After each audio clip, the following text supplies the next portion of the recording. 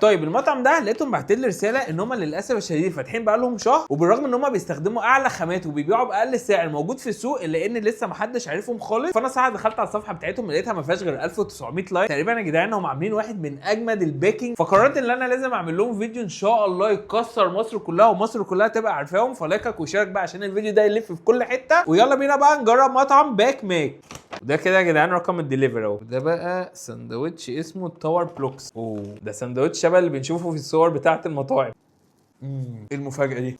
يعني مبدئيا اللحمه اللي هم مستخدمينها نضيفه قوي يا جدعان، والصوص بتاعهم خطير، سواء الموتزاريلا ستيكس او الاونيون رينجز او حتى البيف بيكن. فانا كل حاجه من دول حسيت بطعمها. وتاني بقى سندوتش معانا اسمه ليفل اب شروم. السندوتش ده بقى غرقان مشروم، يعني لا مليان كميه مشروم كويسه.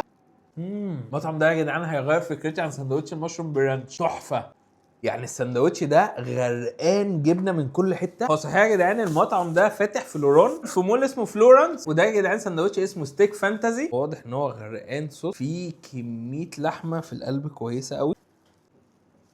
دي تتبيله مختلفه بقى، دي تحفه. بصوا احنا طول ما احنا ماشيين كل ما بيعجبني الحاجه اكتر من اللي قبلها. وده يا جدعان سندوتش اسمه برنسس بيتش سبيشال او بيتش بي سندوتش فراخ سويت اند ساور.